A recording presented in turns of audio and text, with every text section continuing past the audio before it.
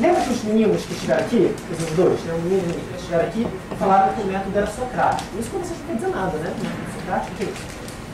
Vocês provavelmente no colégio têm aulas em que o professor chega na frente, explica, assim, explica mais, explica de novo, e mais ainda. E vocês ouvem mais, e ouvem, anotam também, né? E ouvem. Aqui não pode ser assim, se for assim não vai funcionar. Então, eu vou apresentar os conceitos e a gente vai conversando e eu pergunto para vocês perguntam para mim e aí vocês tiram dúvida a qualquer momento que vocês queiram, vocês me interrompem e é assim que as coisas funcionam, tá bom? Então, o nome da aula hoje é Tutela de Direitos Fundamentais e Novas Tecnologias. Ou seja, estamos tratando de direito da personalidade, mais especificamente imagem e privacidade. De onde vem isso? Qual a importância disso para a nossa vida? Vamos ver. Esse aqui é o jornal do Globo de hoje. É uma impressão da internet de hoje.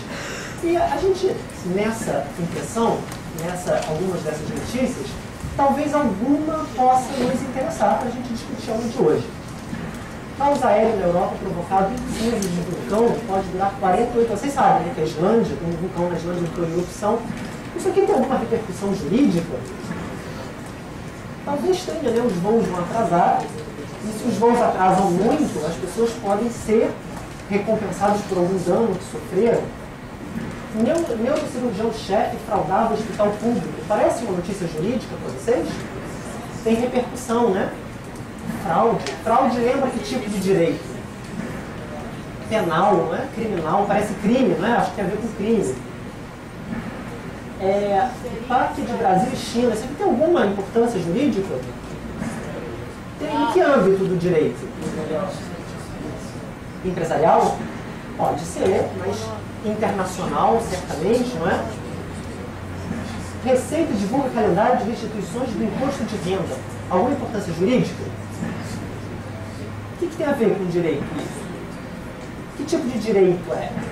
Tributário, não é? O direito da arrecadação. Mas para nós hoje a notícia que mais interessa é essa daqui, sobre a Fanny Pacheco do Big Brother. Fanny Dá. MAN de São Paulo proíbe exposição de obra com foto de ex-Big Brother Brasil. A foto é mais ou menos esta daqui. O que aconteceu? Um artista pegou um cartaz da Fanny e esse cartaz da época em que ela havia posado para Playboy, e o cartaz foi exposto na rua, né? E algumas pessoas fizeram intervenções de muito bom gosto, como vocês podem perceber. Aqui não dá para ver direito, mas aqui também tem. Está vendo aqui? Que bonitinho, né? E aí, esse artista pegou o cartaz e decidiu expor no MAN de São Paulo. E aí, algum problema querer expor no MAN de São Paulo, o cartaz? Por quê? Temos um problema de direito de imagem. Será que temos um problema de direito de imagem? Você fazer uma pergunta? Começou. Caio, você quer fazer alguma pergunta? Não? Deixa eu explicar, deixa então eu perguntar uma coisa para vocês. O cartaz não ficou exposto na rua? E agora vai ser exposto no MAN? Por que haveria uma violação? Porque está alterado. Mas não é uma revista. A revista já pagou o direito certo? Isso. Só que foi alterado. Mas o Caio está apontando um outro problema. Vê se é isso que eu estou entendendo, Caio. Ela foi remunerada pela revista para permitir que o cartaz fosse exposto na rua. Mas ela não foi remunerada para permitir que o cartaz fosse exposto no MAN. É isso que você está tentando dizer? Não, porque a imagem foi alterada. Esse é o exemplo do Cauê, né? Assim, por que seria um problema expor o cartaz? Porque a imagem foi alterada, não é isso que você falou? É isso? Mas eu não sei agredir ela e a própria revista. Oi? Vai agredir ela e a própria revista. Pois é. Isso é possível a gente alegar. Será que há ou não violação? A gente precisa chegar a uma conclusão sobre se há ou não violação, né? Isso para mostrar também como esse caso foi tirado do jornal de hoje. Quer dizer, eu não estou falando sobre uma coisa que só existe na teoria. Eu estou falando sobre uma coisa que existe na prática de hoje. Você pegar o jornal e ler o jornal com outros olhos e tentar entender como é que se resolve uma questão como essa. Isso é só para mostrar a atualidade do assunto. A gente pode voltar a discutir no final. Mas eu queria introduzir a matéria com um outro caso. O caso da Maite Proença, que também é um caso que tem a ver com a Playboy.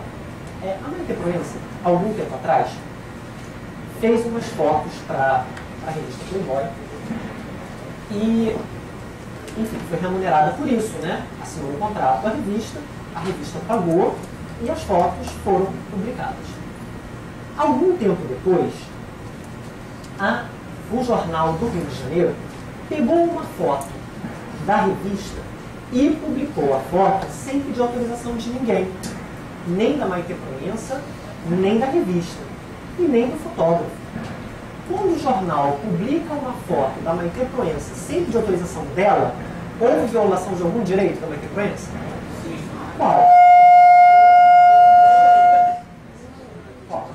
De imagem. Houve violação de algum direito do jornal? Desculpa, da revista. Qual? O nome da revista?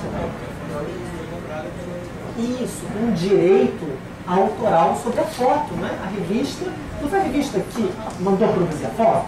Então ela é, digamos, dona da foto. Não é isso? Então se usou a foto sem pedir autorização, significa que se violou um direito da revista. A questão que a gente precisa discutir aqui é a seguinte.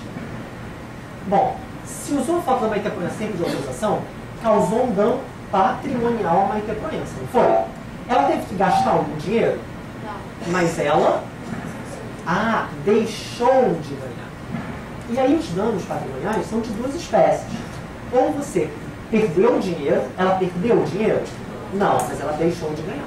E é a segunda espécie. Perder dinheiro se chama dano emergente. Deixar de ganhar se chama lucro cessante. Ela teve um prejuízo do tipo lucro cessante. Até aqui tudo bem? Todos concordam que houve um prejuízo para a Maite Proença porque ela deixou de ganhar? Mas a pergunta que eu faço, que é a pergunta que gera dúvida, houve dano moral? O fato de a foto dela ter saído no jornal viola algum direito dela a ponto de gerar um dano moral? Que argumentos nós temos para dizer que sim, viola o dano moral? Quer dizer, gera um dano moral. Viola o direito dela e gera um dano moral. Qual é?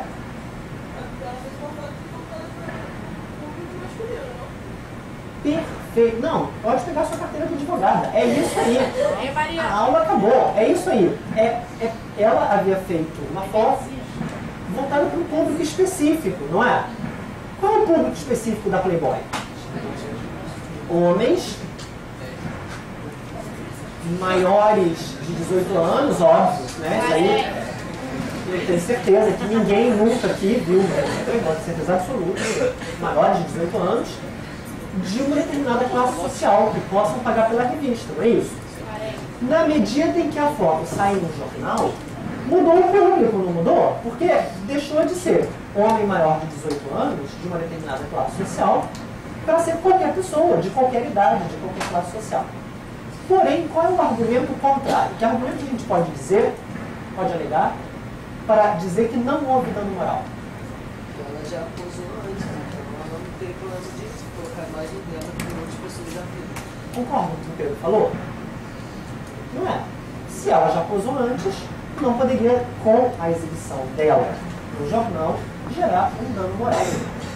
Quem acha, a gente vai voltar ao tema no final, tá bom? Mas quem acha nesse primeiro momento que existe dano moral? Levanta a mão. Quem acha que não existe dano moral? Os outros não querem nem saber, né? Se tem dano moral, não importa, por mim, pouco importa.